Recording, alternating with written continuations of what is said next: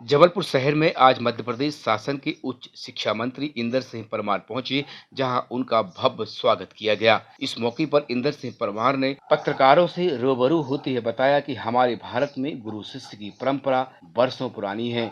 इसी तरह कुलपति शब्द हटाकर कुलगुरु शब्द जोड़ा गया है। आगे उन्होंने बताया कि हमारे भारत में 8वीं शताब्दी में हमारा भारत समृद्ध भारत था। आध्यात्मिक रूप से और सामाजिक और व्यापारिक रूप में भारत समृद्धशाली देश था, जहां दूर दूर विदेशों में भारत के लोग व्यापार किया करते थे। आगे उच्च शिक्षा मंत्री इंदर सिंह परमार ने कहा कि नई शिक्षा नीति के तहत मध्य प्रदेश देश में अग्रणी भूमिका निभा रहा है और शिक्षा का पूरा ध्यान रखा जा रहा है। भारत में गुरु की परंपरा रही है कि नहीं रही है, और जिन लोगों को भारत की गुरु परंपरा से यदि परहेज है उनके बारे में मुझे कुछ नहीं कहना। गुरु परंपरा भारत की केवल अंग्रेज आए या ईसा मसीह पैदा हुए नहीं, उसके कई हजारों साल पहले से 10,000 15,000 साल पहले से भारत में गुरु परंपरा रही है। हमने कुलपति एक ऐसा शब्द था जिससे कई प्रकार की भ्रांतियां पैदा होती थी।